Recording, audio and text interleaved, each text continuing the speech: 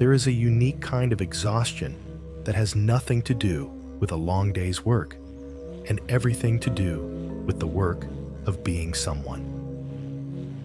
It is the profound weariness that comes from a lifetime of carefully curating your words, your reactions, your very presence in a room. It's the quiet, persistent ache of knowing that the person the world meets is a beautifully crafted representative, but not the whole of you, not the real, messy, wonderful, and sometimes uncertain you that lives just beneath the surface.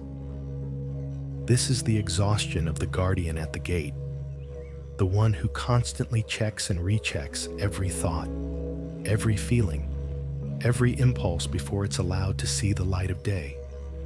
And tonight, as you settle into the quiet, perhaps you can feel the true weight of that tireless job.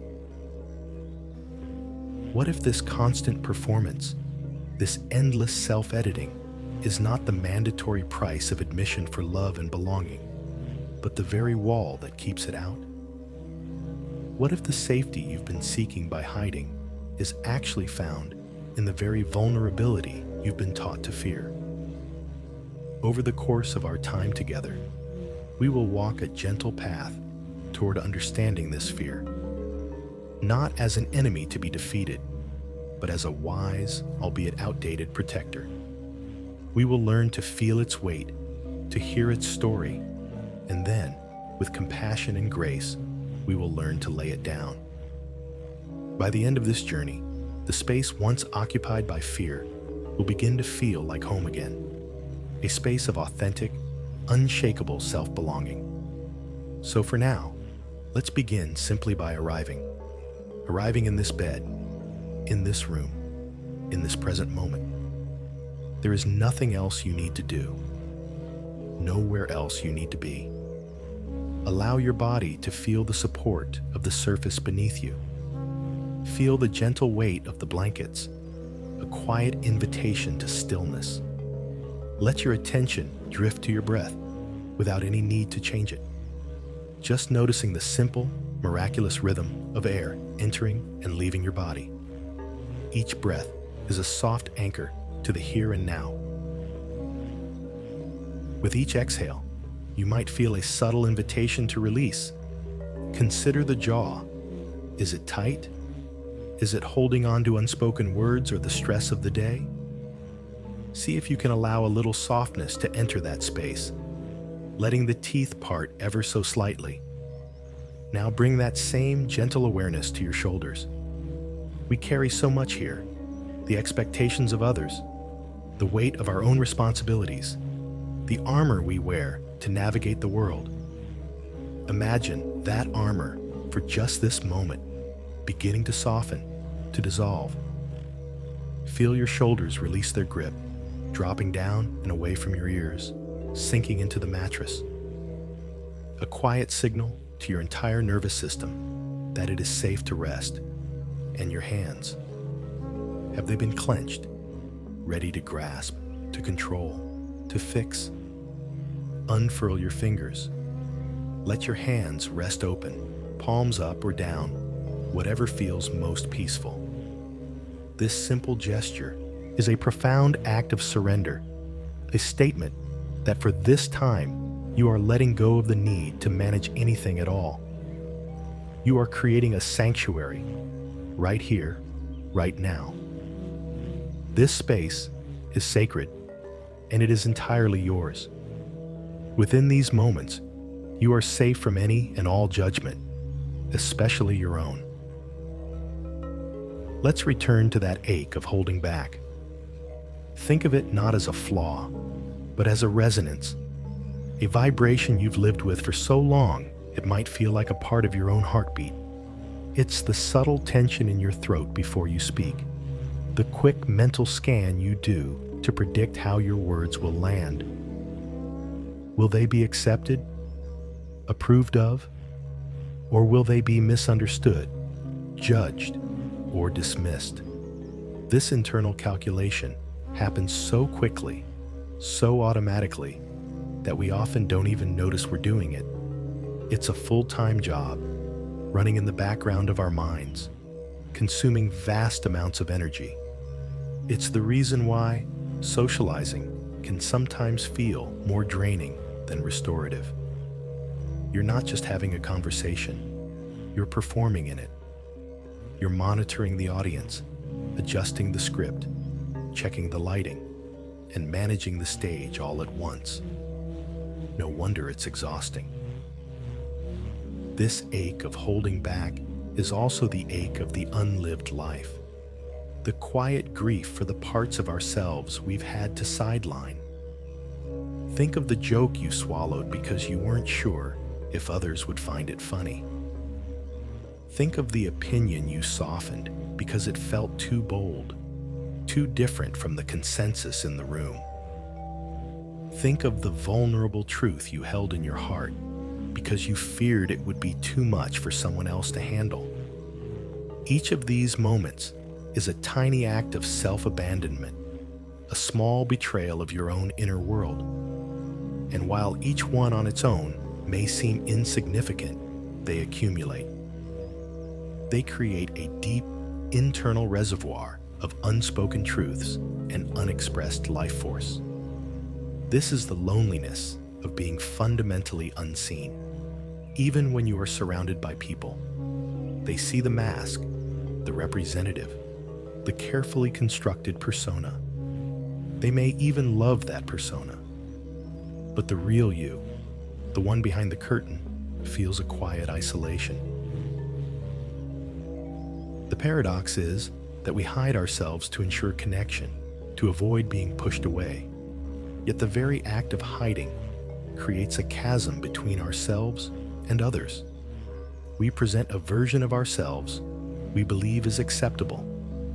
And when that version is accepted, a part of us wonders, but would they love the real me? The one I'm not showing? This question hangs in the air, creating a foundation of instability in our relationships. We can never fully relax into being loved or accepted because we suspect, on some level, that it is conditional, contingent upon our continued performance. This creates a subtle but persistent anxiety, the fear of being found out. The fear that if we let the mask slip for even a moment, everything will fall apart.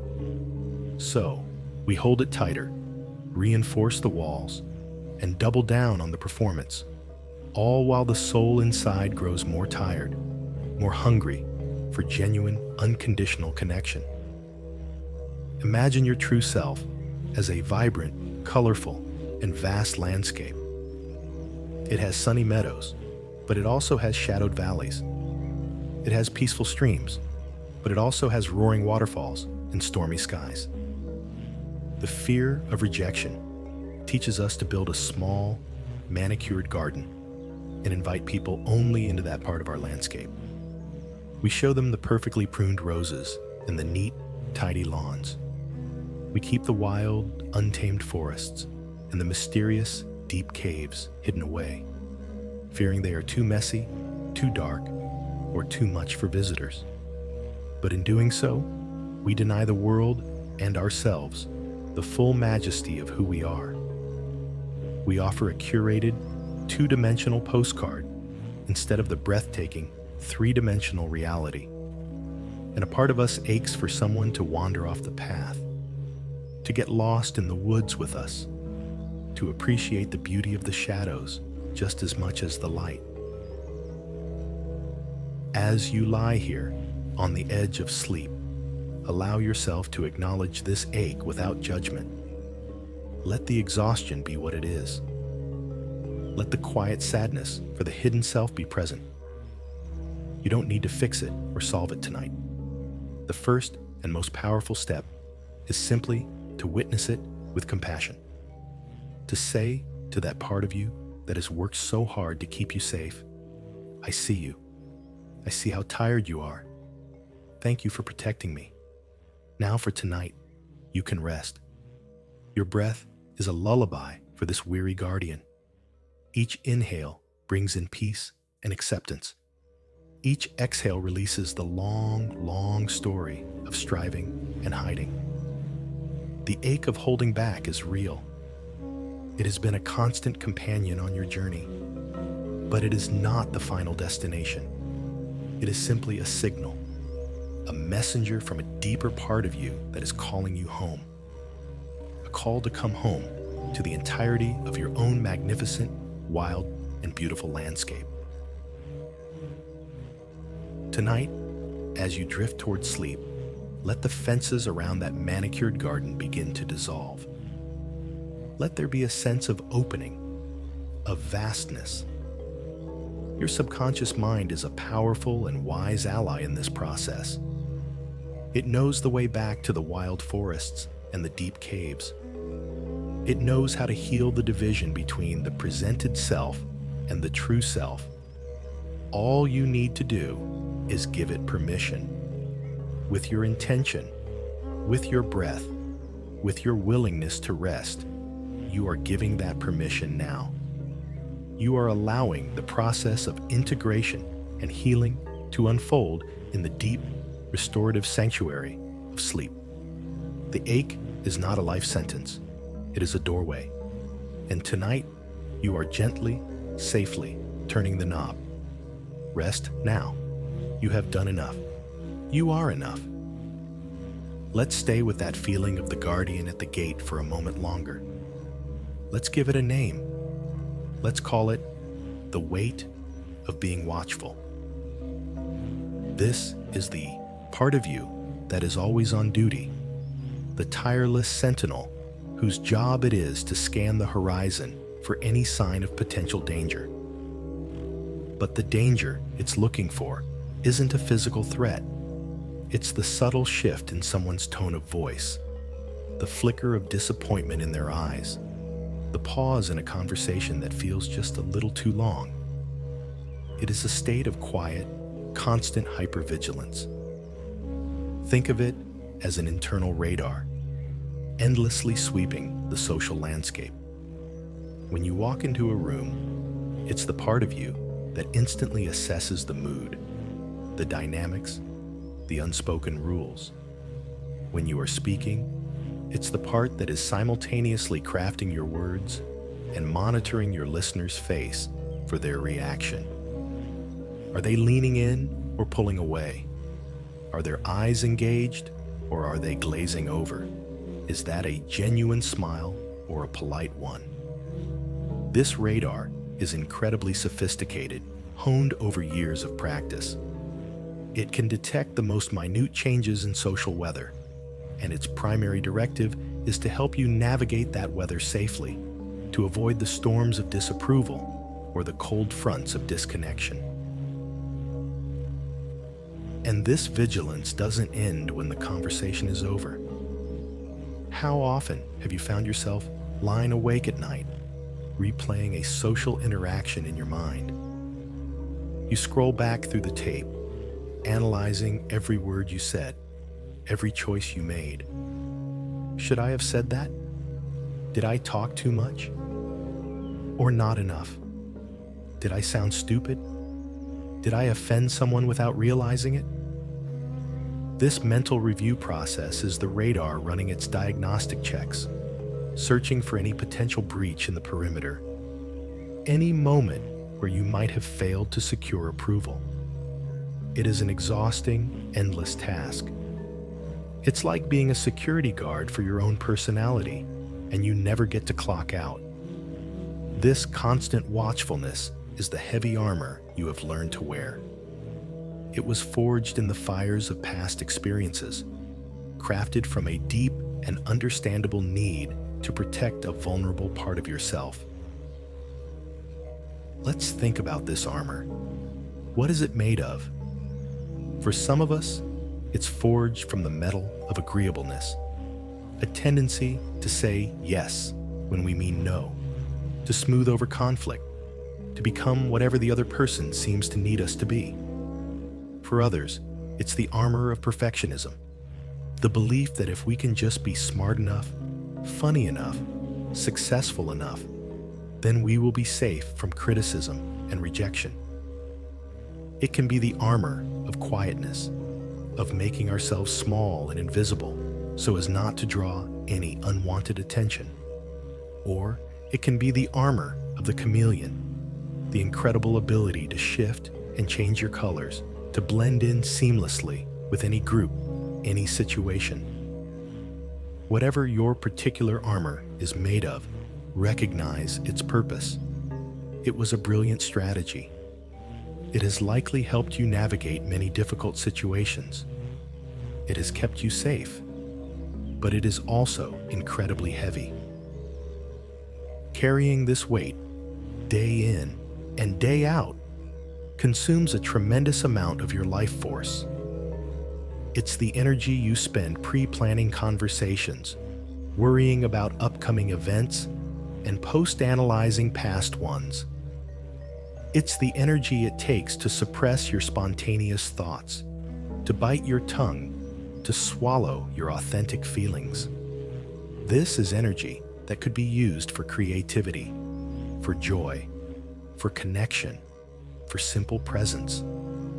The weight of this armor is what makes you feel so tired at the end of the day. It's not just the tasks you completed, it's the emotional and mental labor of carrying that watchfulness with you through every single moment. The tragedy of this armor is that while it promises protection, it also creates a prison. It keeps rejection out, but it also keeps genuine connection from getting in. It isolates the very part of you that it was designed to protect. As you continue to rest here in this safe space, I invite you to bring your awareness into your body. Let's feel, without any judgment, where this weight of watchfulness resides physically. You don't need to change anything. Simply notice. Gently bring your attention to your chest. Is there a sense of tightness there? A feeling of pressure, as if something is sitting on your heart? This is often where we hold the tension of anticipated judgment, the physical bracing for a potential emotional impact. Just notice it. Breathe into that space with a sense of kindness. Now, let your awareness drift to your breath itself. Is it deep and full, or is it shallow, residing only in the top of your lungs? Often, when we are in a state of vigilance, our breathing becomes shallow, as if we are holding our breath, waiting for the other shoe to drop. This is the body's ancient, primal way of staying alert and ready. Again, no judgment. Simply observe this pattern with gentle curiosity. And now, bring your attention to the area of your stomach, your solar plexus. Is there a knot there? A feeling of churning or fluttering? This is the center of our intuition, our gut feelings. When we are constantly overriding our own instincts to please others, to stay safe, this area can become a storage container for all that suppressed energy. It becomes a knot of anxiety, a physical manifestation of the conflict between our authentic self and our watchful protector. These physical sensations, the tight chest, the shallow breath, the knot in the stomach, are not signs that you are broken. They are simply the body's faithful language. This is how your body speaks the story of the heavy armor and the tireless watchfulness. It has been holding this tension for you for a very, very long time. For tonight, your only task is to listen, to acknowledge, to feel. As you breathe, imagine your breath is a warm, compassionate presence, flowing into these tight places. You can silently say to your body, I feel you. I feel the tightness in your chest. I feel the knot in your stomach. Thank you for holding all of this for me. For tonight, you have permission to soften, even just 1%. You are not trying to force the armor off. You are simply acknowledging its existence and its weight. You are becoming aware of the cost of its protection. This awareness is the first step toward freedom. It is the beginning of a conversation between you and this protective part of yourself. A conversation that says, I understand why you are here. I am grateful for your service. But perhaps, just perhaps, there is another way to be safe now. And as you drift deeper into relaxation, you plant that seed of possibility. The possibility that you don't have to be so watchful. The possibility that it is safe to lay the armor down. The possibility of a deep, profound rest that is not just for your body, but for the tireless guardian within. Rest now in this acknowledgement. Let the gentle tide of your breath wash over the tight chest, the shallow lungs, the knotted stomach. There is nothing to fix. There is only this moment of compassionate noticing. This is an act of profound self-kindness, and it is more than enough for tonight. That heavy armor, that state of constant watchfulness, it didn't appear from nowhere. It wasn't a choice you made one day, like picking out a piece of clothing. It was forged out of necessity. This profound fear of rejection, this deep-seated need to be accepted at all costs, is not a character flaw. It is an echo. It's the faint, persistent sound of an old wound, a vibration that has been traveling through your life for a very, very long time. Somewhere in your story, at some point, being you, your unfiltered, spontaneous, authentic self, felt unsafe. There was a moment, or perhaps a series of moments, where the message you received from the world was that your true self was in some way wrong, too much, or not enough.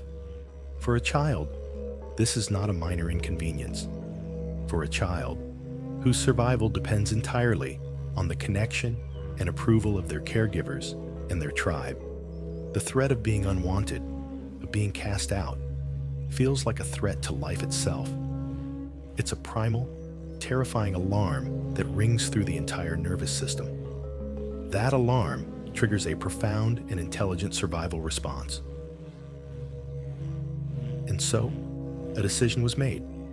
Not a conscious, logical decision you would have made as an adult, but a deep, instinctual cellular decision made by a younger part of you who was simply trying to survive. The decision was this: it is not safe to be me. To stay safe, to keep the love I need, I must hide the parts of me that are not approved of. I must become what they need me to be. This was not an act of cowardice. It was an act of profound self-preservation. It was a brilliant, creative adaptation to a painful situation. That younger part of you learned to be an expert scanner of faces, a master interpreter of moods, a shapeshifter who could preempt disapproval by becoming agreeable, helpful, perfect, or invisible. That part of you built the armor, took up the post as the watchful guardian, and has been on duty ever since, faithfully executing that one original command: keep us safe. Do not risk that pain again. Tonight, in the safety and quiet of this space, we are not going to try and tear down that guardian or silence that echo. We are going to do something much more gentle. We are simply going to listen to it with compassion. I want you to imagine that you are sitting in a quiet, comfortable theater. You are the only person in the audience. The seat is plush and supportive, and you feel completely at ease. Far away, on a distant stage, a scene is playing out. It is a scene from your own life. You are not on the stage. You are not reliving the moment. You are simply the audience, watching from a safe, loving distance. There is no need to force a specific memory to appear. Just allow your intuition to bring forth a feeling, an impression, an atmosphere of a time when that initial wound may have occurred. Perhaps it was a moment in a classroom, on a playground, or at the family dinner table. A moment where you shared something from your heart and were met with criticism, ridicule, or simply silence. A moment where you felt your unique light being dimmed by the shadow of someone else's judgment. See that younger version of you on the stage. See the innocence in their eyes, the open heart they offered to the world, and feel the moment the world sent back a message that their heart was in some way unacceptable. Watch as they process this painful information. See the confusion, the hurt, the fear, and then witness the moment the decision is made. See the light in their eyes become a little more guarded. See the shoulders tense up just slightly. See the beginning of the mask being formed, the first pieces of the armor being put into place. You, the compassionate witness in the theater, are filled with nothing but warmth and understanding for this child. You see their predicament with the wisdom of your adult self. You understand that they did the absolute best they could with the resources they had. They found a way to survive an experience that felt unsurvivable. From your seat in the audience, I invite you to send a wave of love, gratitude, and compassion to that figure on the stage. You might silently say to them, "I see you. I see how much that hurt. I understand why you made that choice. You were so clever, so strong, to figure out a way to protect us. Thank you. Your job has been long and difficult, and I am so grateful." This is how we begin to heal, not by judging our coping mechanisms, but by honoring the part of us that created them. We begin to separate the past event from the present reality. The echo of the wound is not the wound itself. The strategy that was necessary then may no longer be necessary now. The armor that protected a vulnerable child may now be suffocating the capable adult. By acknowledging the origin of the fear, we rob it of its mysterious, all-encompassing power. It ceases to be a monolithic, terrifying monster named "What is wrong with me?" and becomes a comprehensible story, the story of a sensitive being who learned a specific way to stay safe in the world. And stories can be understood. Stories can have new chapters written. The old promise, "I must hide to be safe," can be gently updated. The echo may still be there, but now you know what it is. It's not a verdict on your current worth. It's a memory trace, a piece of old, outdated information still playing on a loop in your nervous system. By witnessing its origin with compassion, you create space. You create a pause between the trigger of potential rejection and the automatic response of hiding.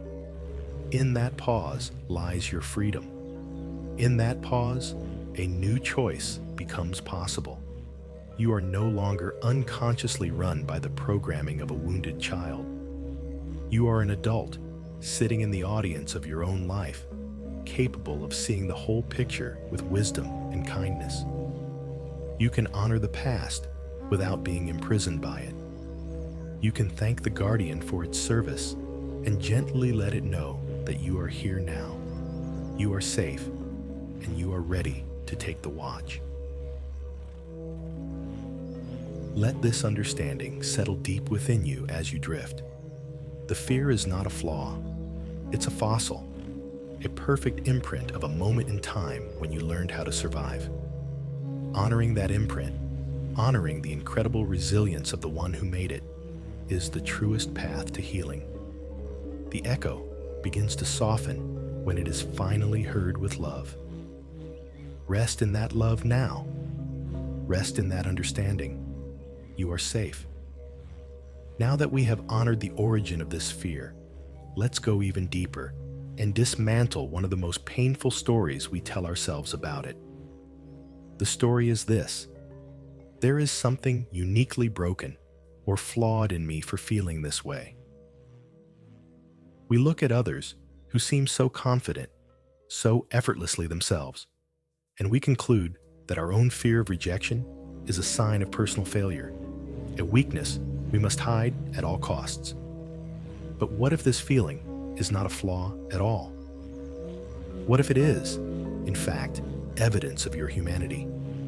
Let's be very clear about this. The fear of rejection is not a psychological disorder.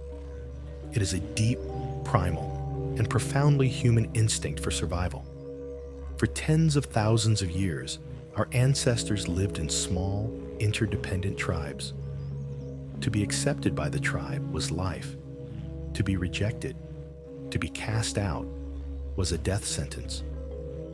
There was no surviving alone in the wilderness.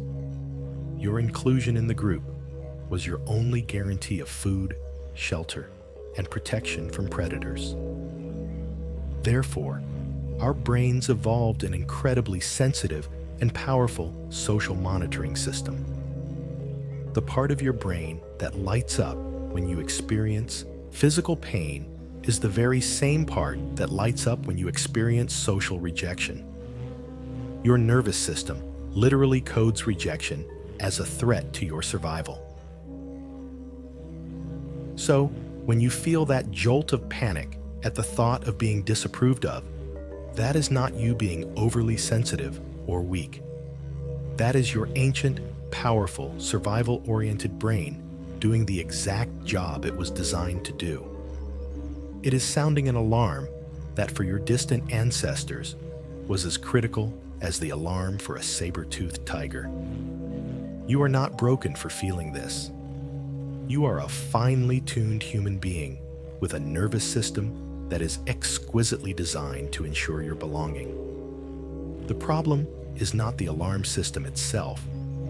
The problem is that in our modern world, the threats are no longer life or death, but the alarm still rings with the same primal intensity. A critical comment from your boss, an unanswered text message, or being left out of a social gathering can trigger the same ancient panic that exile once did. Your system is simply running an outdated software program, a program that says rejection equals danger. And so, of course, you have developed strategies to avoid that danger. Let's talk about those strategies. The people-pleasing, the chameleon-like shape-shifting, the perfectionism. We tend to judge these behaviors harshly in ourselves. We call them inauthentic, weak, or dishonest. But let's reframe that. These are not character flaws. They are brilliant, creative coping mechanisms. They are the ingenious solutions that a part of you devised to keep you safe when you felt vulnerable. Think about it. The ability to read a room, to anticipate another person's needs, to modulate your own behavior to create harmony. These are incredibly sophisticated social skills. You learned how to do this because you had to. You developed a high level of emotional intelligence, not as a party trick, but as a survival tool. It was your brain's artful way of navigating a world that felt threatening. You learned to please others because it felt like the surest path to staying connected and safe. You learned to be a chameleon because blending in meant you wouldn't be singled out as a target. You learned to strive for perfection because you believed it would make you immune to criticism. These were not mistakes. They were masterpieces of adaptation. It's like a tree growing on a windy cliff. It doesn't grow straight and tall like a tree in a sheltered forest. It grows bent and gnarled, its branches twisted in the direction of the prevailing wind. We don't look at that tree and call it flawed or broken. We look at it and marvel at its resilience, its tenacity, its incredible ability to adapt to its harsh environment and not only survive, but find a way to thrive. Your coping strategies are like the branches of that tree. They show the story of where you have been and the incredible strength you possess to endure it. They are not a sign of your weakness. They are a monument to your strength. I want you to consider something remarkable. You have navigated your entire life carrying this heavy weight of watchfulness. You have operated with an internal alarm system set to its highest sensitivity. You have expended enormous amounts of energy managing your own presentation to the world, all while trying to build a career, maintain relationships, and simply get through the day. And you are here. You have survived. That is not weakness. That shows a level of strength and resilience that you may not have ever given yourself credit for. It takes immense fortitude to live with that constant low-grade hum of anxiety and still function, still love, still hope. Instead of judging the part of you that people pleases or hides, can you, just for this moment, feel a sense of awe for it? Can you thank it for its incredible, tireless effort to keep you safe? Can you acknowledge the sheer endurance it has taken to live this way? By validating this fear as a normal human instinct, and by normalizing your coping strategies as creative acts of survival, we release ourselves from the prison of self-judgment. The shame begins to dissolve. When we understand that we are not broken, we can stop trying to fix ourselves through force and willpower. Instead, we can begin a much more gentle and effective process of updating our system. We can begin to lovingly and compassionately teach that ancient part of our brain that while its vigilance is appreciated, the world is not as dangerous as it once was. We can show it through small, safe experiences that we can survive disapproval. We can demonstrate that our worth is not, in fact, determined by the opinions of others. This is not about declaring war on your fear. It is about forming a new relationship with it, a relationship of understanding, compassion, and gentle guidance. So as you rest here, let this truth sink into your bones, into every cell of your being. You are not flawed. Your fear of rejection is a part of your human inheritance. Your ways of coping were born of wisdom and strength.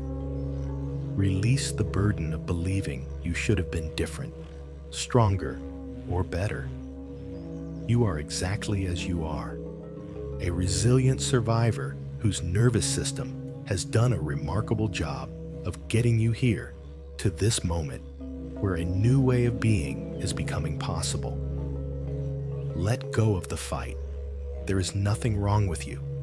There has never been anything wrong with you. You are simply human, and your journey is just beginning. Rest in this profound and gentle acceptance of your own beautiful, resilient humanity. As we rest in this place of gentle acceptance, letting go of the story that we are flawed, another feeling may quietly begin to surface. It is a subtle emotion, often living in the background, a soft, melancholic music, playing just beneath the noise of our busy lives. It is the feeling of grief. This is not a loud, dramatic grief, but a quiet, tender sorrow. It is the grief for the unlived moments. It is the mourning for the version of you that might have been, had the fear of rejection not been standing guard at the gate of your self-expression.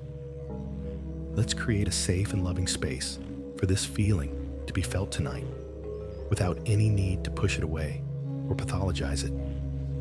It is a natural and healthy part of this healing journey. Imagine for a moment the vast library of your life. There are volumes and volumes of books on the shelves, representing all the experiences you have had. But there are also empty spaces on those shelves. And tonight, we are simply going to acknowledge those empty spaces with kindness. What are the books that were never written? Think of the words you didn't say, the vulnerable truth that rose in your throat but was swallowed back down because you feared it would be too much or not enough. The heartfelt, "I love you," or "you hurt me," or "I need help," that remained unspoken. Each of these unspoken truths was a moment of potential connection, a chance for deeper intimacy that was sacrificed for the illusion of safety. And there is a quiet grief in that. Think of the chances you didn't take. The opportunity to speak up in a meeting, to share a creative idea, to join a new group, or to start a conversation with a stranger. That small spark of impulse, of desire, that was instantly extinguished by the watchful guardian's voice whispering, "Don't. It's not safe.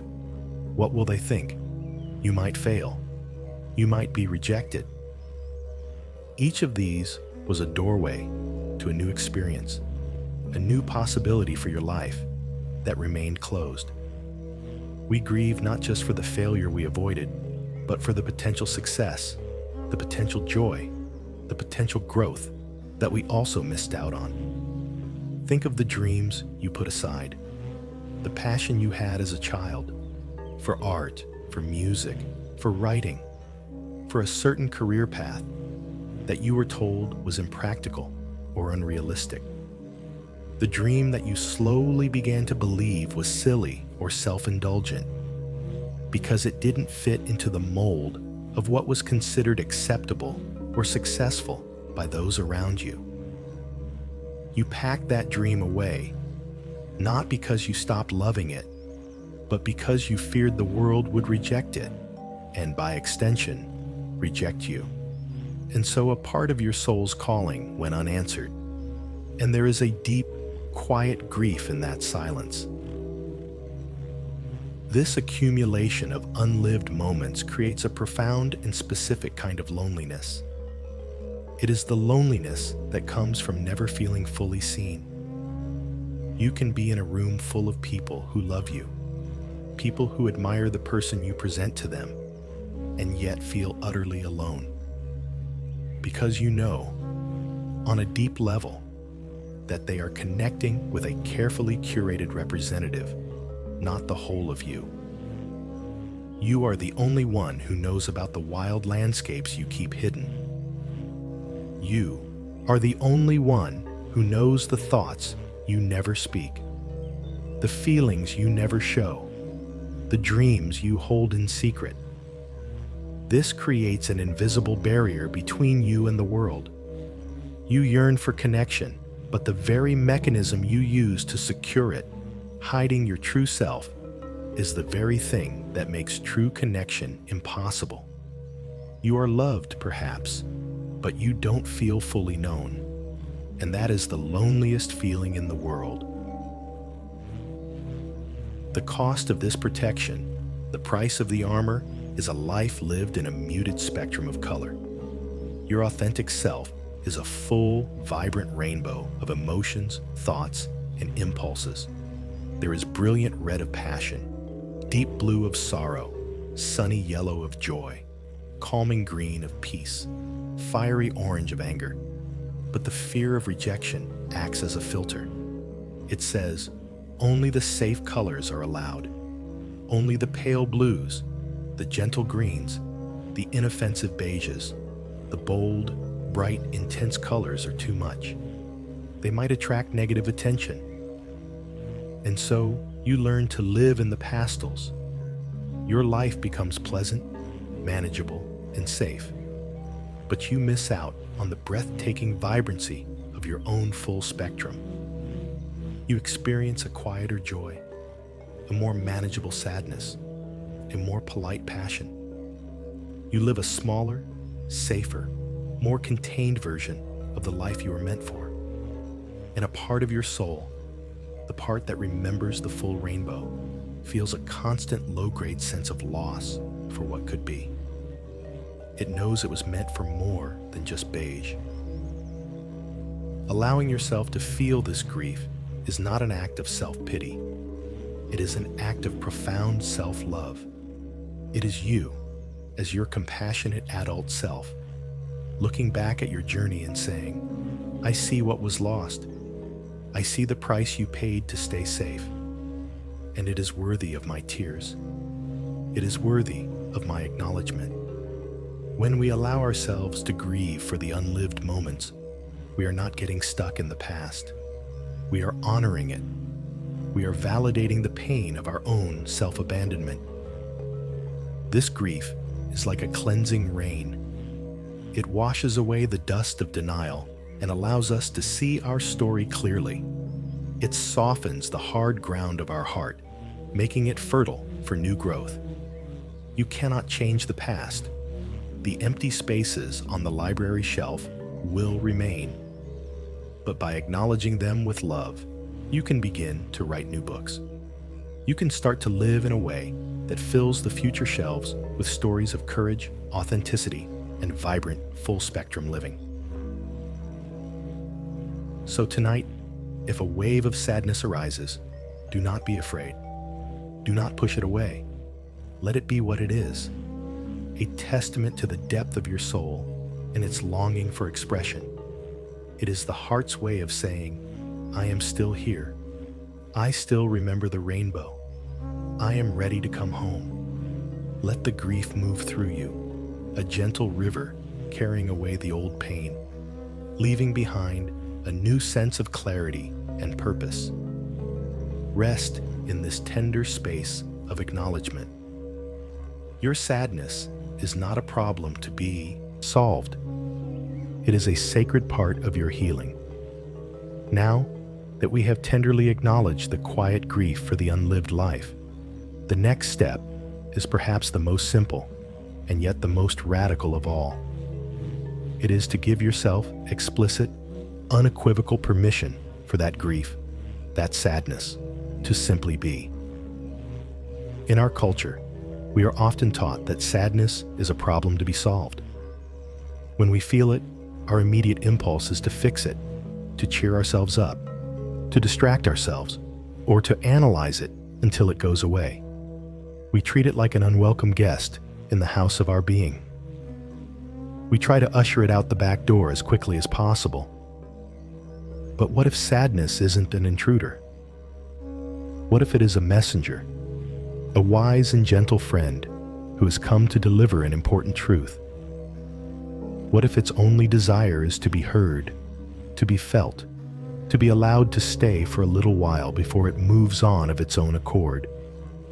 Tonight, we are going to practice a different way of being with this emotion. We are going to roll out the welcome mat. We are going to grant full permission for the rain to fall. Imagine your emotional landscape as a vast, open sky. For a long time, in order to feel safe and in control, you have been engaged in a constant effort of weather management.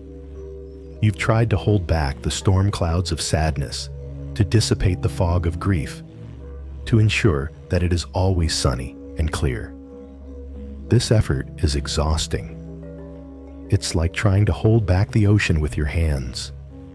It's a constant, unwinnable battle against the natural rhythms of your own inner world. Tonight, I want you to give that job up. You are officially resigning from your post as the weather manager of your soul. You are letting the sky be the sky. And if there are clouds gathering on the horizon, if you feel the stirrings of a gentle, cleansing rain, your only job is to let it fall. You don't have to understand it. You don't have to justify it. You don't have to fix it. You only have to allow it. Think of this sadness as a literal rain. A soft, gentle rain falling on a parched and thirsty land. For so long, you have held back your tears. You have swallowed your sorrow, creating a kind of drought within you. The ground has become hard, cracked, and unable to receive nourishment. This gentle rain of grief is here to soften that ground. It is here to cleanse the dust from the leaves. It is here to replenish the deep underground wells of your being. Each tear that might be shed, or even just felt internally, is a drop of this healing water. It is not a sign of weakness. It is a sign of life, of flow, of release. The land doesn't judge the rain or tell it to go away. It simply receives it, knowing that the rain is what allows for new life, new growth, new flowers to eventually bloom. So can you, for this moment, be like the thirsty earth? Can you simply receive the rain of your own feelings with a sense of gratitude and trust? This process of allowing begins with the breath. Your breath is the most powerful tool you have for releasing the tension of holding it all together. Let's practice this release, breath by breath. As you inhale, I want you to gently acknowledge the tension. Acknowledge the part of you that has been so strong for so long, the part that has been holding back the floodgates.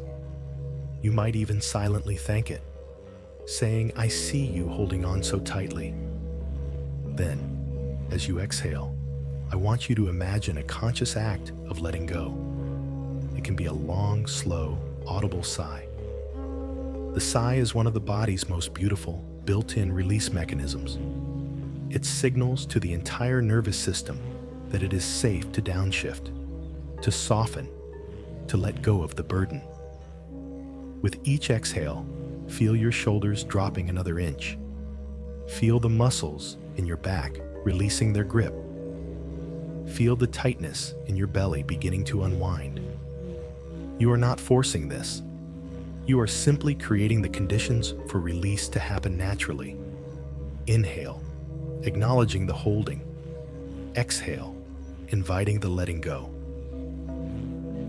As you continue this gentle, rhythmic breathing, you might notice other places in your body where you have been storing this unprocessed emotion. Perhaps you feel it as a lump in your throat. This is the physical sensation of all the unspoken words, the unshed tears. As you breathe, imagine your warm, gentle breath flowing around that tightness, not to force it away, but to give it space, to let it know it is allowed to be there. You might feel a heaviness in your heart, the literal weight of unshed grief. Again, breathe into that space. Imagine your heart is a clenched fist, and with each exhale, the fingers are slowly, gently beginning to unfurl. You are releasing the tension of holding it all together.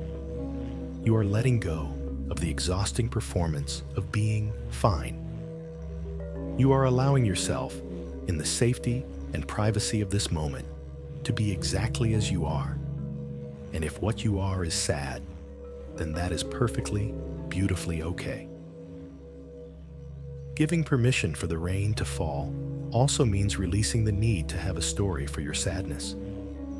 Sometimes, grief is not specific. It's not tied to a single event. It's a cumulative, atmospheric sorrow, the collected weight of 1,000 tiny moments of self-abandonment. You don't need to have a reason that is good enough to justify your feelings. Your feelings are their own justification. Their very existence makes them valid. So if your mind starts to scramble for a reason, saying, "Why am I so sad? Nothing bad happened today," just gently let that thought go. You can simply say to yourself, "I am feeling sad, and that is allowed." This is a radical act of self-trust. You are trusting that your emotional body knows what it needs to do to heal, just as your physical body knows how to heal a cut or a bruise. Your job is not to direct the healing, but to get out of the way and allow the natural process to unfold. So rest now in this space of radical permission. The sky of your being is vast enough to hold both sunshine and rain. You are strong enough to feel this. In fact, true strength is not the absence of feeling. It is the courage to feel it all. By allowing the rain to fall, you are not drowning. You are watering the seeds of your own future joy. You are coming back into alignment with the truth of your own heart. Let the breath be your anchor, a soft, steady rhythm, in the midst of the storm. Inhale, I am here. Exhale, I let go. There's nothing else to do. Simply allow, simply be, and trust in the cleansing power of the rain. Now that we have allowed the cleansing rain of emotion to fall, softening the ground of our being, the next step becomes possible. The armor, which has been held in place by years of tension and unfelt feeling, can begin to loosen its grip. Tonight, we are going to engage in a gentle and deliberate act of imagination. We are going to visualize the process of laying that armor down. This is not an act of force. We are not ripping it off or casting it away in anger. We are removing it with the same care and reverence with which one might handle a precious ancient artifact. For this armor, as heavy and restrictive as it has become, is a part of your sacred story. It has served its purpose. It has protected you. And now, with gratitude and love, it is time to let it rest. So, find a comfortable position and let your breath guide you into a state of deep relaxation. With each inhale, you draw in peace. With each exhale, you release the day. Allow your body to feel heavy, supported, and completely safe. I want you to bring to mind the image of the armor you have been wearing. What does it look like? What is it made of? For some, it may be a full suit of heavy medieval plate mail, clanking and cumbersome, polished to a high shine of perfectionism. For others, it might be something more subtle, like a tight, restrictive leather jacket of coolness and emotional distance. Perhaps it is a seamless, form-fitting suit of camouflage, allowing you to blend in perfectly with your surroundings. Or maybe it is not armor at all, but a mask. A beautifully crafted mask with a permanent, pleasant smile, hiding the complex and authentic emotions that lie beneath. It doesn't matter what your specific image is. Just allow one to arise naturally. See it. Feel its weight, its texture, its temperature. Acknowledge its presence without judgment. This has been your faithful protector.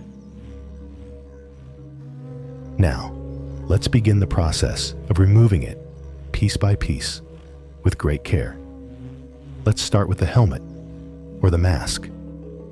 This is the part that has managed your facial expressions, that has curated your words, that has hidden your true thoughts. It is the part that has been most watchful, scanning the world for signs of danger. Imagine your hands, gentle and steady, reaching up to the fastenings. There is no rush. You might feel a moment of hesitation, a flicker of the old fear. Who will I be without this? Is it safe? Acknowledge that fear. Thank it for its concern. And then, with a quiet inner resolve, you gently undo the clasps. Feel the satisfying click as the locks release. Slowly, carefully, you lift the helmet from your head. And as you do, feel the immediate sensation of relief. Feel the cool, fresh air on your face, perhaps for the first time in a very long time. Feel the freedom of being able to move your head from side to side without restriction. You can breathe more deeply. The world seems brighter, the sounds clearer, without the muffled filter of the helmet. Take a moment to savor this new sensation of openness. Next, let's move to the breastplate. This is the piece that has guarded your heart. It has protected your most vulnerable feelings, your deepest capacity for love and for pain. It is heavy, forged from all the times you were hurt and decided never again. It has kept you safe, but it has also kept you from fully giving and receiving love.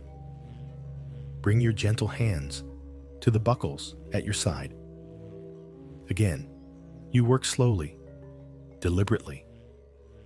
Each buckle you undo represents a conscious choice to be a little more open, a little more vulnerable, right here in the safety of this sacred space.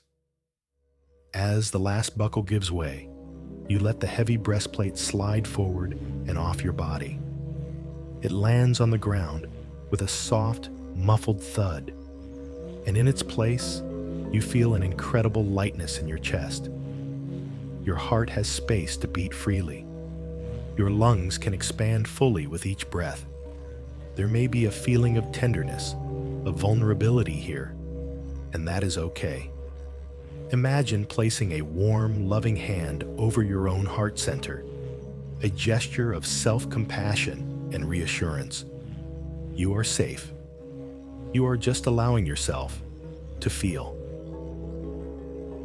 Now turn your attention to the pieces covering your arms and your hands, the gauntlets. These are the parts that have controlled your actions, that have stopped you from reaching out for what you truly want, that have held you back from expressing your creativity. These have kept you from making waves, from rocking the boat. With the same loving care, you undo the straps and slide them off. Feel the wonderful freedom in your arms and hands. Wiggle your fingers.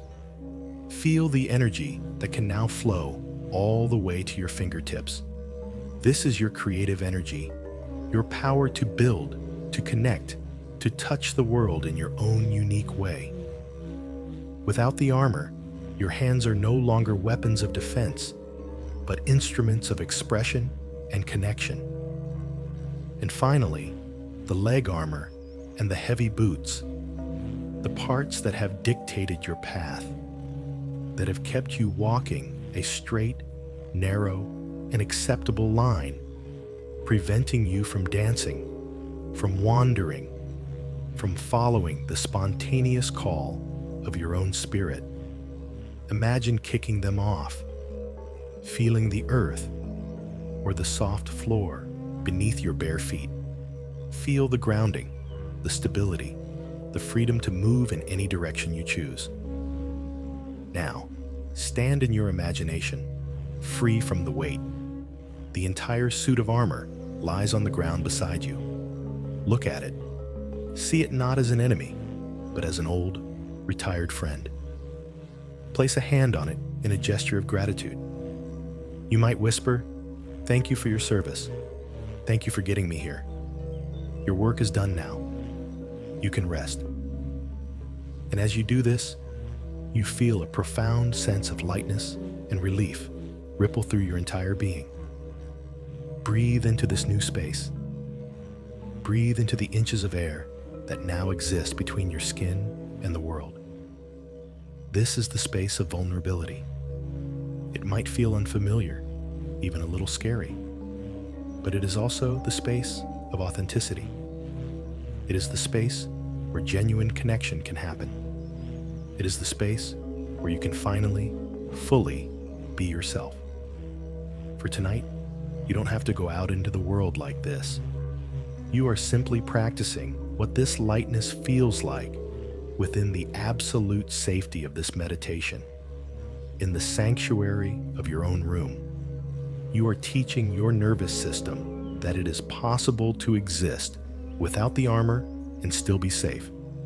You are creating a new memory, a new possibility in your body and mind. As you prepare to drift into sleep, carry this feeling of lightness with you. Imagine yourself curled up, breathing gently, your skin soft, your heart open, your entire being at ease. There is no guard on duty tonight. There is no sentinel at the gate. The entire kingdom of your being is at peace. The armor is at rest, and so are you. This is a taste of the freedom that is possible. And your subconscious mind will hold this memory, this feeling, integrating it during your sleep, making it a little more familiar, a little more accessible when you wake. Rest now, light and free. You are safe. Having laid the armor down, feeling the tender, vulnerable space of our own authenticity, a crucial question arises. What do we do now? Without the armor, how do we navigate a world where rejection is, inevitably, a a part of life. The old strategy was to avoid it at all costs. The new way forward requires us to change our entire relationship with the concept of rejection itself. This begins with a gentle but radical reframing. We have been taught to see rejection as a verdict, a final, objective judgment passed down upon our worth. When someone says no to us, no to a request, no to a relationship, no to a creative project, we hear the gavel strike and the sentence being read, "You are not good enough." This is the core belief that makes rejection so terrifying. It feels like an indictment of our entire being. But what if rejection is not a verdict at all? What if it is simply information? What if it is not a judgment on your worth, but simply a statement about alignment or the lack thereof? Let's explore this. Imagine you are a key. You are a uniquely shaped, intricately designed key. You have your own specific grooves, ridges, and patterns. Now, you approach a lock. You insert yourself and you try to turn, but the lock doesn't open. The tumblers don't align. Now, using the old framework, the key would conclude, "I am a bad key. I am a flawed, worthless key. There is something fundamentally wrong with my design." It would feel shame, and it might try to file down its own ridges or bend its shape to try and force the lock open, likely damaging itself in the process. But from this new perspective, the key simply understands, this is not my lock. That's it. It is not a judgment on the key's quality or worth. The key is a perfectly good key. The lock is a perfectly good lock. They are simply not a match. The rejection is not a statement of failure. It is a piece of data that reveals a misalignment. The key can now withdraw itself without shame, without self-recrimination, and continue its journey to find the lock it was truly designed to open. Let's use another analogy. Think of your life's path as a great and powerful river, flowing steadily towards the ocean of your deepest purpose. Along the way, the river sometimes encounters a massive boulder. It pushes against the boulder, but the boulder does not move. The river is rejected by the boulder. Now, does the river stop and have a crisis of identity? Does it say, "I am a terrible river. I am unworthy of reaching the ocean"? Of course not. The river doesn't take it personally. The boulder is just a boulder. The river, with its inherent wisdom, simply changes course. It flows around the boulder, finding a new path, and continues its inexorable journey to the sea. The rejection was not a stop sign. It was a redirection. The obstacle was not a verdict on the river's worth. It was an essential part of its journey, guiding it into a new, perhaps even more beautiful, channel. This is the crucial shift in understanding we must integrate. Rejection is redirection. Every no you receive from the outside world is not a confirmation of your inadequacy, but rather a course correction from the universe, guiding you away from the people, the situations, and the paths that are not in true alignment with your authentic self. When you are being your true, unfiltered self, and someone doesn't resonate with that, it is a gift of clarity. It saves you from wasting your precious life force trying to fit into a space where you don't belong. It frees you up to find the people and places that celebrate your unique shape, the locks that your key opens effortlessly. The old fear-based programming tells you that you must change yourself to be accepted. The new wisdom understands that your authenticity is a sorting mechanism. It naturally filters out those who are not meant for you, making space for those who are. This reframing requires us to perform a very important internal separation. We must separate the event of rejection from the story of I am rejectable. The event is external and temporary. That person said no. The story is internal and pervasive. Therefore, I am unworthy of love. Can you see the difference?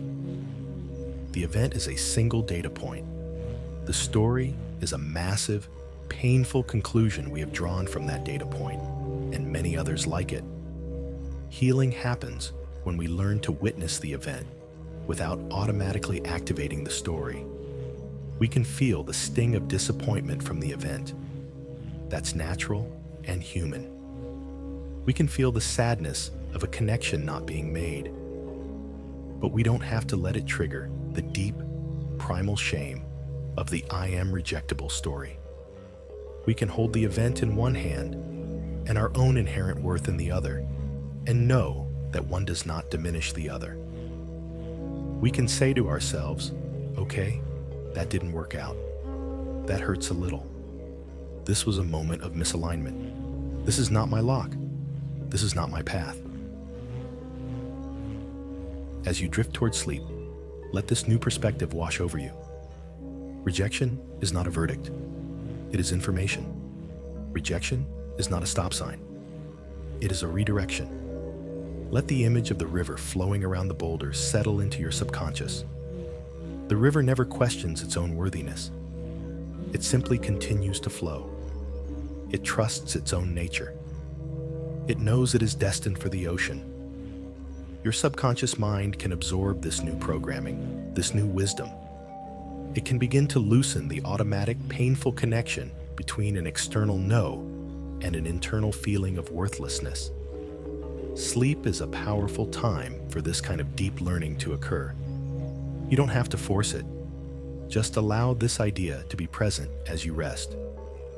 You are the river.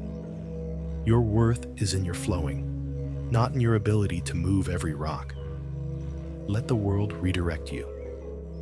Trust that every no is making space for a deeper, more resonant yes that is waiting for you down the stream. Rest in this new understanding. You are being guided. You are safe. We have reframed rejection from others as information, as redirection. This is a powerful and liberating shift. But now, we must turn our attention inward to a much deeper and more tender place. For there is a pivotal insight awaiting us here, one that lies at the very heart of this entire journey. It is this: the most painful, the most devastating rejection you have ever experienced was not from a parent, a peer, or a partner. The most profound rejection was the one you enacted upon yourself.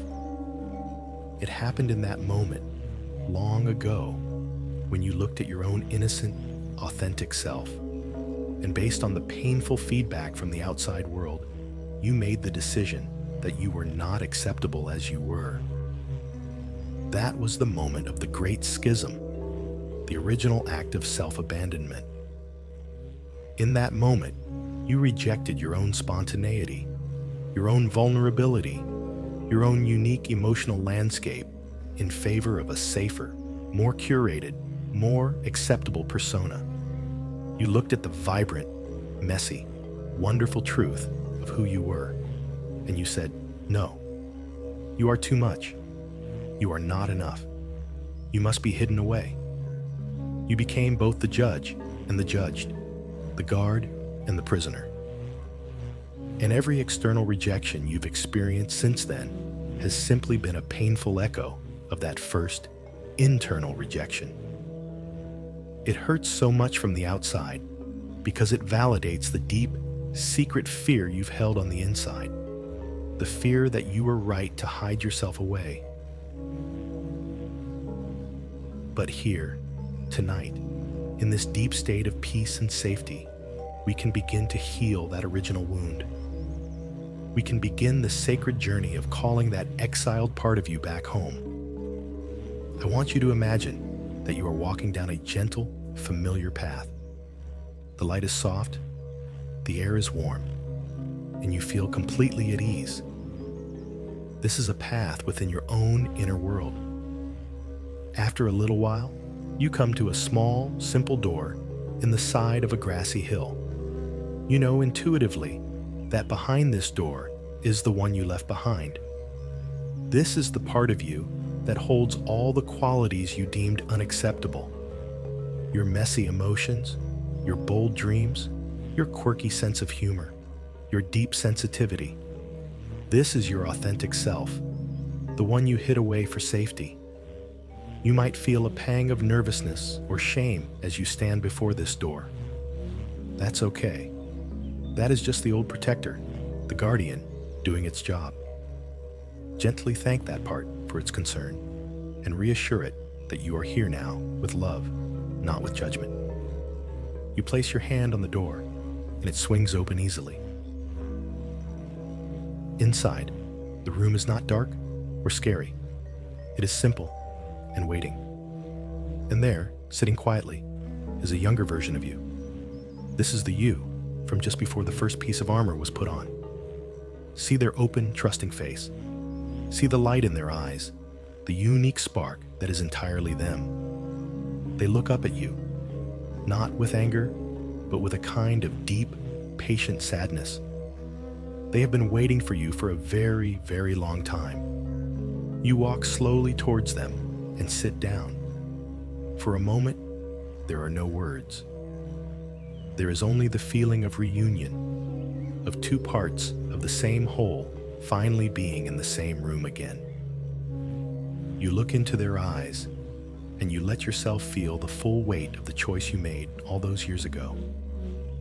You feel the loneliness they have endured, the silence they have lived in, and from the deepest part of your heart, from your wise, compassionate adult self, you begin to speak.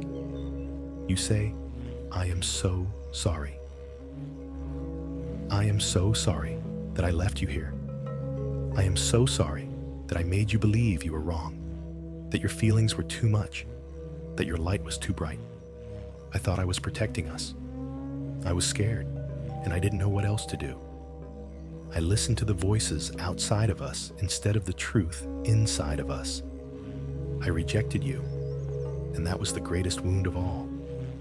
I abandoned you, and I have been searching for you ever since, without even realizing it. Every time I looked for approval from others, I was really just trying to get their permission to come back here, to you. Every time I felt the sting of their rejection, it was only because it reminded me that I had rejected you first. But I am here now, and I am not leaving again." Let yourself feel the truth of these words. Let them be more than just a script. Let them be a genuine apology, a heartfelt acknowledgement from your present self to your past self. Feel the sincerity of your own regret and the depth of your own love. As you speak these words, you see a shift in the eyes of this younger you. The sadness begins to be replaced by a glimmer of hope, of trust. They have been waiting to hear this their entire life. Now, you gently hold out your hand. You say, "It's time to come home. You don't have to stay here in hiding anymore. I am strong enough now to protect us both, not by hiding you, but by loving you. Your feelings are not too much. They are my compass. Your dreams are not silly. They are my purpose. Your sensitivity is not a weakness. It is my greatest strength. I need you. All of me needs all of you. Will you come home with me?" And you see this beautiful, authentic part of you place their small hand in yours. You feel the warmth, the reality of that connection. And together, you stand up, walk out of the room, and gently close the door behind you for the last time. As you step back onto the path, this younger self doesn't walk beside you, but merges with you. You feel them integrating back into your being, a warm, glowing light spreading through your chest. You feel a sense of wholeness, of completeness that you may not have felt in decades. The inner schism is beginning to heal. The civil war is over. This is the homecoming. This is the journey's true destination. The end of the fear of rejection from others begins with the end of the rejection of ourselves. By welcoming this lost part of you back into your heart, you become your own safe harbor. Your sense of belonging is no longer a fragile thing you must seek from the outside world. It becomes a solid, unshakable foundation within you. You belong to yourself first. This is the ultimate source of security. As you drift into sleep, hold this feeling of wholeness. Feel the warm presence of your integrated, authentic self resting peacefully within your heart. You are no longer divided. You are one, and you are finally, truly home. Now that you have begun the beautiful process of calling yourself home, of reuniting with that authentic self you left behind, the next step is a joyful one. It is a journey of rediscovery, of remembrance. It is the process of remembering your true name. I don't mean the name you were given at birth, but the name of your essence, the unique frequency of your soul, before the fear took hold, before the armor was forged. For a long time, you have been identified with the roles you play, the masks you wear, the strategies you use to survive. You have known yourself as the peacemaker, the achiever, the quiet one, the helper. These are the names of the armor, but they are not you. Tonight, we are going to gently peel back those labels and reconnect with the vibrant being who lives beneath them. Who were you before you learned you had to be careful? Who were you before you started scanning every room and every face for approval? Let's travel back in time, not to a place of pain, but to a place of pure, unadulterated essence. Think back to a time in your childhood when you felt most purely yourself. A moment when you were completely absorbed in play, lost in your own world, with no thought of how you were being perceived. Maybe you were building a fortress out of pillows, talking to imaginary friends. Maybe you were lying in the grass, watching the clouds morph into fantastical creatures. Maybe you were dancing with wild abandon in the living room, singing at the top of your lungs, or meticulously organizing your collection of rocks or shells. In those moments, you were not performing. You were simply being. You were in direct contact with your core nature. What did you love to do? What made your heart sing? Not because it would earn you praise, but simply for the sheer joy of it. Let a memory, a feeling, a sensation from that time float into your awareness. Don't force it. Just create a quiet space and see what arises. What did that feel like in your body? Was it a feeling of expansive joy? A deep, quiet sense of focus and fascination? A feeling of wild, uninhibited freedom? That feeling, that is a clue. That is a breadcrumb leading you back to the path of your true self. That is a whisper of your true name. What made you laugh? Genuinely and uncontrollably. Not a polite, social chuckle, but a deep belly laugh that made your eyes water. Was it a silly joke? A ridiculous situation? The antics of a pet? That laughter is a direct expression of your unarmored soul. It is the sound of your spirit at play. Remember that sound, that feeling.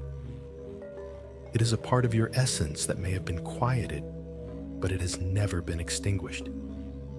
It is still there, waiting for permission to come out and play again.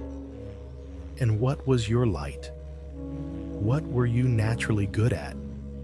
Not because you practiced to get good, but because it was just part of your innate wiring? Were you the one who could tell fantastical stories? The one who could soothe a crying friend? The one who could build intricate things with your hands? The one who saw patterns and connections that others missed? This natural gift, This innate way of being in the world is your unique light. The fear of rejection often causes us to dim this light, believing it is too bright, too different, too much. We learn to hide our greatest gifts for fear they will make us stand out and become a target. But your light was never the problem. It was, and still is, your greatest contribution. As you rest here, allow the stirrings of your own forgotten desires, opinions, and boundaries to begin to surface. For so long, you may have outsourced these things. You've looked to others to know what you should want, what you should think, how you should feel. When someone asked, "What do you want for dinner?" or "What movie do you want to see?" your internal radar may have immediately scanned them, trying to figure out what they wanted, so you could want that too. This was a survival strategy. But the authentic self you have called home has its own preferences. It has its own desires. It has a voice, and it is beginning to whisper. You might start to notice these whispers in small ways. A sudden, quiet urge to listen to a song you haven't heard in years. A flicker of a no in your gut when someone asks you for something. A spontaneous opinion about a book or a movie that feels truly your own, not one you've absorbed from others. Pay attention to these whispers. They are the voice of your returning self. They are a source of incredible strength and guidance. Your true yes and your true no are your most powerful navigational tools. For years, you may have been steering your life with a faulty compass, one that was always pointing towards what will they approve of. Now, you are recalibrating your inner compass to point towards your own true north. Let this affirmation settle into your being as you drift towards sleep. My authentic self holds a wisdom and beauty the world needs. Your unique perspective, your quirky sense of humor, your deep sensitivity, your quiet strength. These are not liabilities to be managed. They are assets to be shared. The world does not need another copy of someone else. It needs the original, one-of-a-kind masterpiece that is you. For a long time, you may have believed that you needed to hide yourself to belong. But the deeper truth is that your authenticity is the only path to true belonging. When you show up as you are, you give the right people, your people, the chance to find you. You become a beacon for the souls who are searching for your specific light. Hiding yourself doesn't keep you safe. It just keeps you from being found. So, tonight, as you sleep, let your subconscious mind continue this beautiful work of remembering. Let it sort through the archives of your soul, bringing forth the forgotten memories of joy, the suppressed whispers of desire, the dimmed embers of your unique light. You are not creating a new self. You are simply remembering the self who has been there all along, waiting patiently beneath the armor. Your true name is not flawed, or too much, or not enough. Your true name is whispered in the things that bring you joy, in the sound of your own deep laughter, and in the unique and irreplaceable light that only you can bring to the world. Rest now in the quiet, joyful process of remembering who you truly are. As you continue to reconnect with the truth of your authentic self, there is a foundational understanding that needs to become more than just an idea. It needs to become a felt sense in your body, a truth that settles deep into your bones. It is the deep, unshakable knowing that your worth is inherent. Your worth is not something you earn through performance. It is not something that can be granted to you by the approval of others, and most importantly, it is not something that can be taken away by their disapproval. It is non-negotiable. It is not up for debate. It was the gift you were given at the moment of your conception, a fundamental quality of your existence, as essential to you as your own DNA. For so long, the fear of rejection has operated from a faulty premise, that your worth is a fragile, fluctuating commodity, dependent on external validation. You have lived as if your value was a stock on the market, rising and falling with every compliment or criticism you received. This has made you a tireless laborer, constantly working to shore up your value, to prove your worth, to earn your place. But this is an exhausting and impossible game, because it places the source of your security entirely outside of yourself. Tonight, we are going to reclaim that source. We are going to anchor ourselves in a new and infinitely more stable reality. I want you to imagine a great and majestic mountain. See it in your mind's eye. See its powerful base, rooted deep within the earth. See its rugged slopes, carved by millennia of wind and rain. See its peak, soaring into the sky, sometimes shrouded in mist, sometimes brilliantly lit by the sun. This mountain simply is. Its existence, its majesty, its inherent worth are not in question. They are a fact of the landscape. Now, think about the weather that this mountain experiences. On some days, the sun shines warmly on its slopes, and hikers come to praise its beauty. They take pictures. They speak of its grandeur. Does this praise make the mountain any more of a mountain? No. It was a mountain before the praise, and it remains a mountain after. On other days, storm clouds gather. Fierce winds howl, rain lashes down, and lightning cracks across the sky. People on the ground might say, "What a dark and gloomy mountain today." Does this criticism, this harsh weather, diminish the mountain's worth? Does it make it any less solid, any less rooted in the earth? Of course not. The mountain is not the weather. The weather is just a temporary passing phenomenon that happens around the mountain. The mountain's core identity, its fundamental mountainness, remains completely unchanged. You are the mountain. Your inherent, unshakable worth is the solid rock, the deep roots, the soaring peak. The opinions, moods, and judgments of other people are the weather. Sometimes, people will bring sunshine. They will praise you, approve of you, and appreciate you, and that will feel pleasant. You can enjoy that sunshine without mistaking it for your own substance. You can let it warm you without becoming dependent on it for your existence. And sometimes, people will bring storms. They will criticize you, misunderstand you, or reject you. And that might feel unpleasant. The wind may howl. The rain may feel cold. But you can learn to let that weather happen without letting it penetrate your core.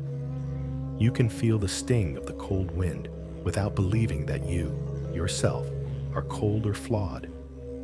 You are the mountain, and the storm will pass. It always does.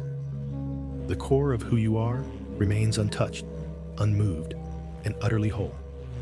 This is the profound shift from seeking worth to embodying worth. Let's take this from a beautiful metaphor and turn it into a felt experience. As you lie here, breathing gently, I invite you to feel this mountain-like quality solidify in your own body. Bring your awareness to your core, to the center of your being, in the area of your solar plexus and your belly.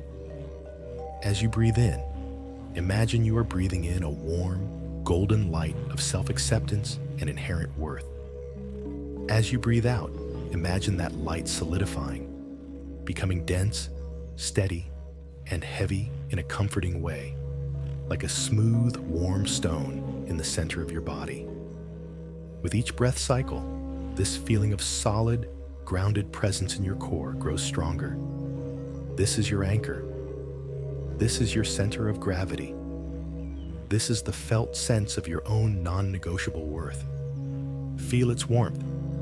Feel its steadiness. It does not need to announce itself loudly. It is a quiet, powerful, and unwavering presence. It is the part of you that knows, beyond any doubt, that you are enough, simply because you are. From this anchored place, you can begin to relate to the world differently. When you meet with approval, the sunshine, you can receive it gracefully, enjoy its warmth, and then let it go, because you are not hungry for it. You are already full. Your own inner sun is already shining. When you meet with disapproval, the storm, you can feel the initial discomfort, acknowledge it, and then let it pass over you, because you know it cannot touch your core. You are not made of weather. You are made of mountain. This internal anchor allows you to be more authentic, more courageous. You can share your ideas, speak your truth, and take creative risks, not because you are sure you will be approved of, but because you know that your worth is not on the line. The outcome, approval or rejection, no longer has the power to define you.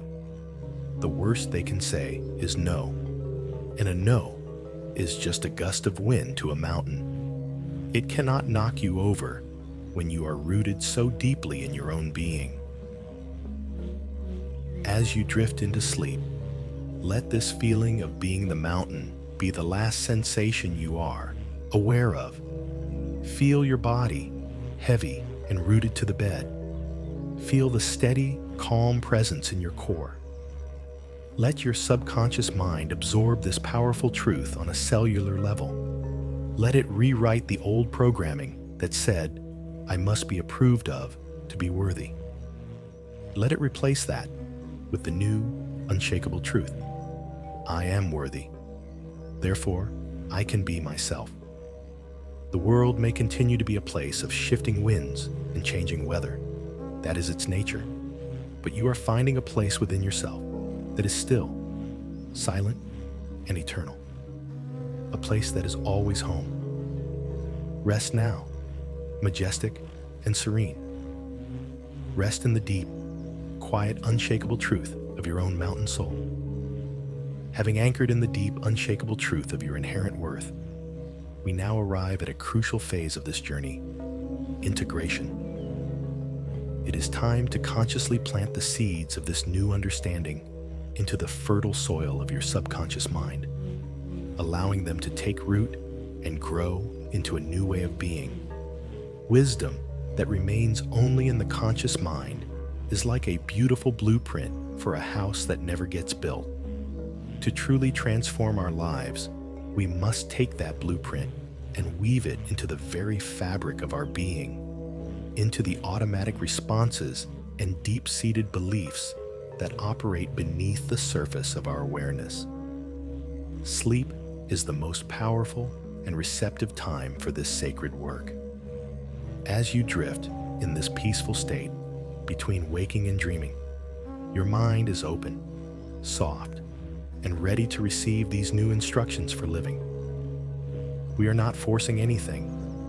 We are simply offering a new, more loving set of possibilities to the wise gardener of your inner world.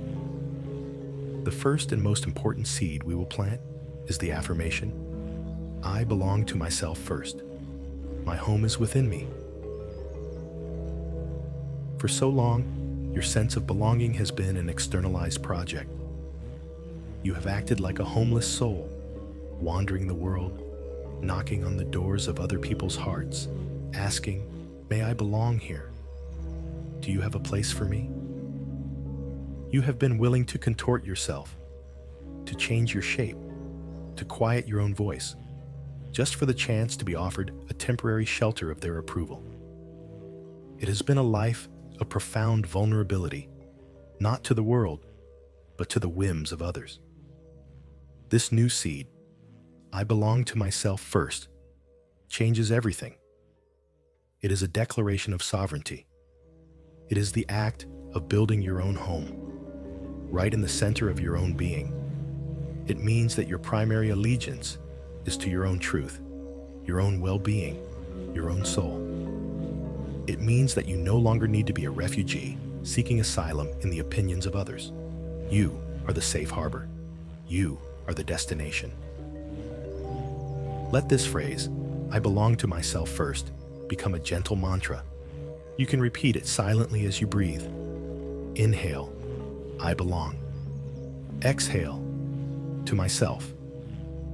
Feel the resonance of these words. They are not selfish. They are the foundation of all healthy connection. It is only when you belong to yourself that you can meet another person in a place of wholeness, not of need. You can offer your love and presence freely, not as a transaction to secure your worth.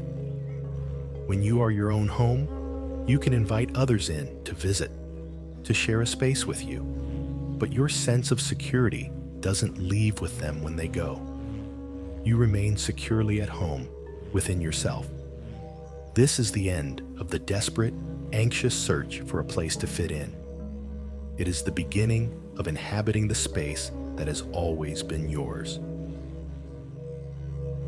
The next seed we will plant is designed to gently dissolve the old, fear-based programming and replace it with a new, empowering belief.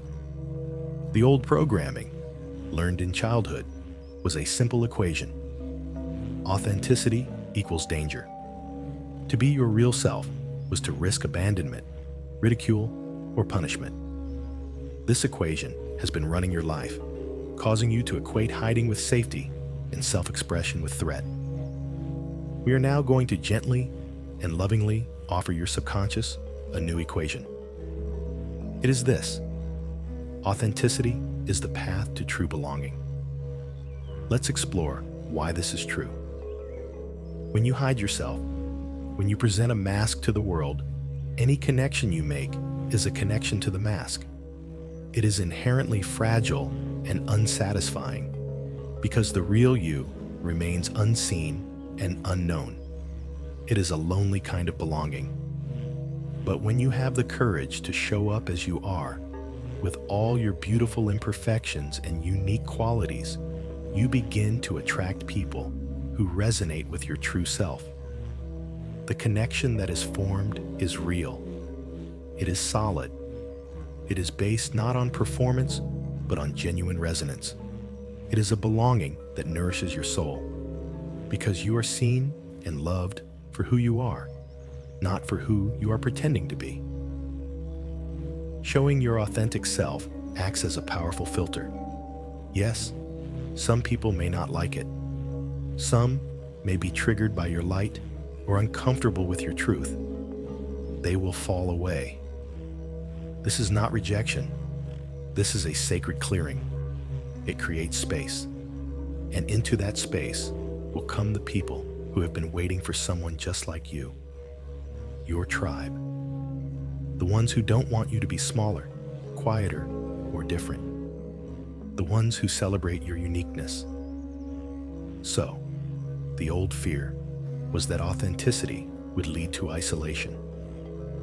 The new wisdom understands that authenticity is the only magnetic force that can draw your true community to you.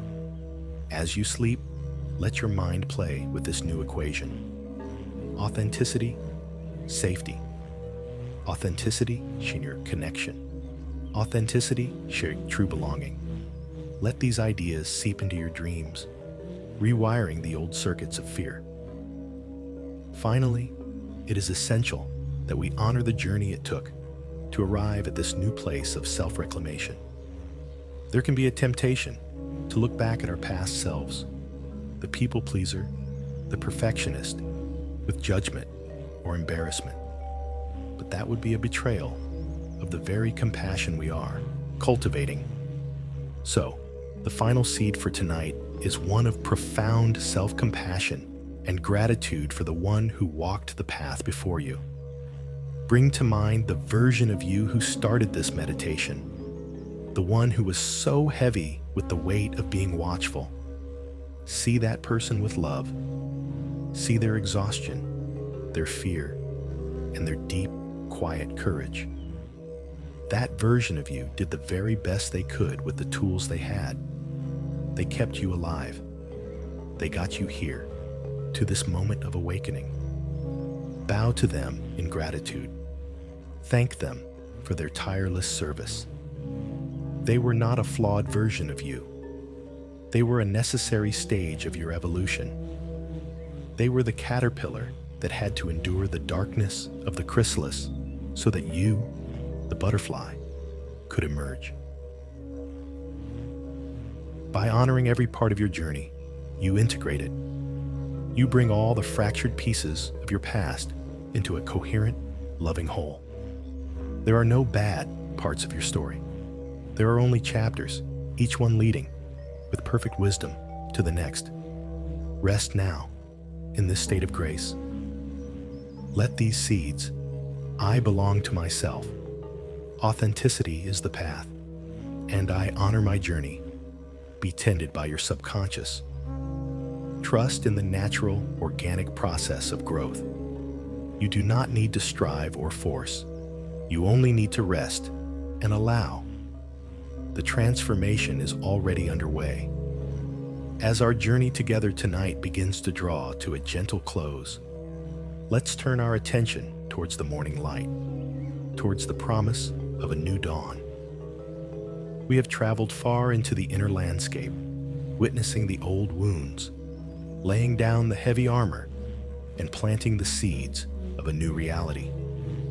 Now, we prepare to carry this transformed state from the sacred sanctuary of the night into the waking world of tomorrow. This is a crucial moment. There can be a tendency to feel a sense of pressure, a feeling that tomorrow you must be completely changed, perfectly authentic, and entirely free from fear. This is the old perfectionism in a new disguise. We must release this expectation. True, lasting transformation is not a dramatic, overnight revolution. It is a slow, gentle, and often imperceptible unfurling, like a fern frond opening towards the sun. So, we will not set an intention for perfection. Instead, we will set a much kinder, more sustainable, and infinitely more powerful intention. We will visualize waking up tomorrow with just 1% more courage, just 1% more willingness to be yourself. Imagine yourself in the morning, just as you are waking up. Before the mind fully engages with the to-do lists and the worries of the day, there is a soft, quiet space. In that space, I want you to plant this gentle intention. Today, I will be just 1% more me. What does this look like? It is not about making a grand, dramatic speech or quitting your job. It is about the small, almost invisible choices that accumulate to create a new life. Perhaps it means holding eye contact for 1 second longer than you normally would. Perhaps it means when someone asks your opinion, you share what you actually think, even in a softened way, instead of immediately deferring to them. Maybe it's choosing to wear a color that makes you happy, even if it's a little brighter than what you think is appropriate. Or maybe it's saying a gentle no to a small request that you would have previously said yes to out of obligation. It could even be the simple act of noticing the impulse to apologize when you've done nothing wrong, and choosing, just this once, not to say, "I'm sorry." These are not small acts. They are seismic shifts. Each one is a vote you cast for your own authenticity. Each one sends a powerful new message to your nervous system. See, I was myself, and I survived. The world did not end. I am safe. This is how we build the new neural pathways of self-trust and courage. not through one giant leap, but through 1,000 tiny, consistent steps. By setting the bar at just 1%, we make it achievable. We bypass the resistance of the ego, which gets overwhelmed by massive goals. 1% feels doable. And then tomorrow, you aim for 1% more than today. And the day after, 1% more than that. This is the gentle, compassionate path of sustainable growth. It is a spiral, not a straight line, and it honors the natural rhythms of your being. Now, as you sink deeper and deeper into the velvety darkness of impending sleep, know that your conscious work for the night is done. It is time to hand the process over to the infinite wisdom of your subconscious mind. Your subconscious is the master weaver, the silent architect of your inner world. During the profound and mysterious state of sleep, it will continue this healing work on your behalf. It will take all the insights, the feelings, the new beliefs we have explored, and it will begin to integrate them on a cellular level. Imagine your subconscious as a team of dedicated librarians working through the night. They are going through the vast library of your mind, finding the old, dusty volumes of belief titled, "I am not enough," or "It's not safe to be me." With great respect, they are moving these books to the historical archives. And in their place, on the main shelves, they are placing the new, vibrant books we have written tonight. My Worth is the Mountain, Rejection is Redirection, and I Belong to Myself. They are recataloging your entire system, updating your internal operating software while you rest. You do not need to supervise this process. You do not need to figure it all out. Your only job is to release the need to control and to trust in the process of transformation that is already and always has been underway within you. Healing is not something you have to force. It is the natural trajectory of your being, just as an acorn's natural trajectory is to become an oak tree. All you have to do is remove the obstacles that are blocking that natural growth, the heavy armor, the false beliefs, and the life force within you will do the rest. Your soul knows the way home. It has been calling to you all along. By doing this work, you are simply learning to hear its call and to follow its guidance. So, let go of the striving. Release the need to analyze. Surrender to the deep, restorative intelligence of your own body and mind. The seeds have been planted. The intention has been set. The healing is happening, all on its own, in the perfect and mysterious rhythm of your own life. Tomorrow will come when it comes, and you will meet it, not as a performer bracing for their entrance, but as an authentic being, ready to live just 1% more freely. And that will be more than enough. Trust in the unfolding, trust in the dawn, and most of all, trust in the deep, quiet, powerful work that is happening right now as you let go and drift into the healing embrace of sleep. And now, the time for words and ideas is gently fading. The mind has been given so much to hold, so much to ponder, and it has done its work beautifully. Now, it is time for the mind to rest, to release its grip, and to allow the body to lead the way into deep, profound peace. This is the slow, gentle unfurling, the final release at the end of a long and meaningful journey. Your only task now is to feel, to inhabit your body as it sinks deeper and deeper into a state of complete and utter relaxation. Let my voice become a soft, distant wave, washing over you, carrying you out into a calm, peaceful sea of sleep. There is nothing left to do. nowhere left to go.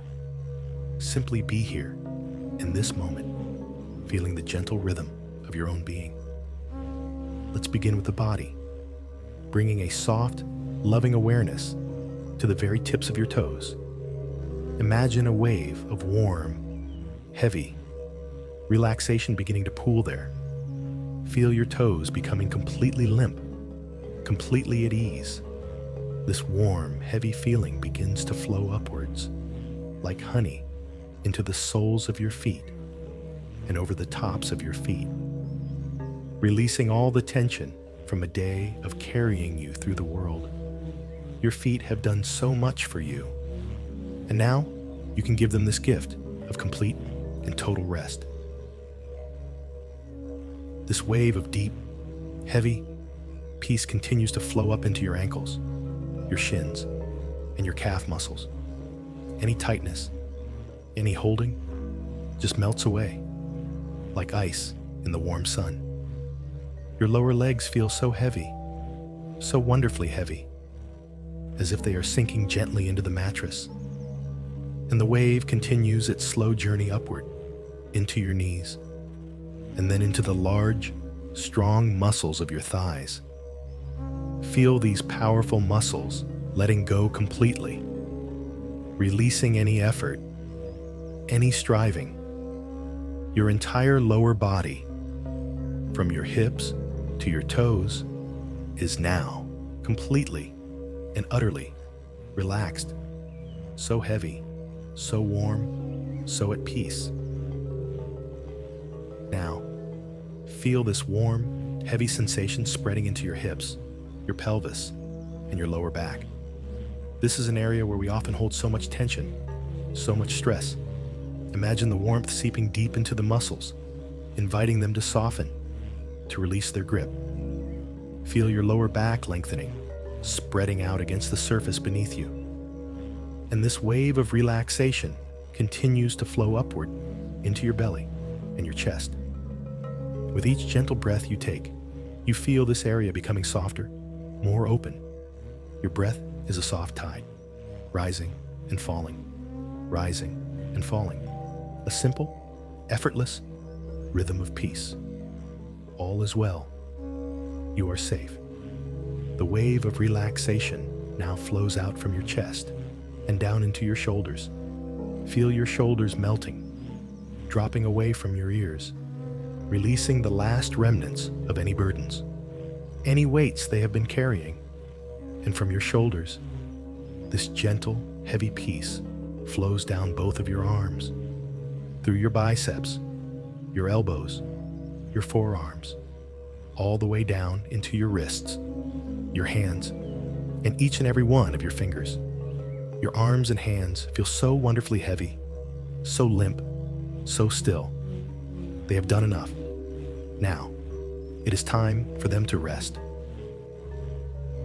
And finally, this wave of deep relaxation flows up into your neck and your throat, releasing any unspoken words, any held back feelings, and it continues up into your jaw, allowing it to go completely slack, up into your cheeks, your temples, the tiny muscles around your eyes.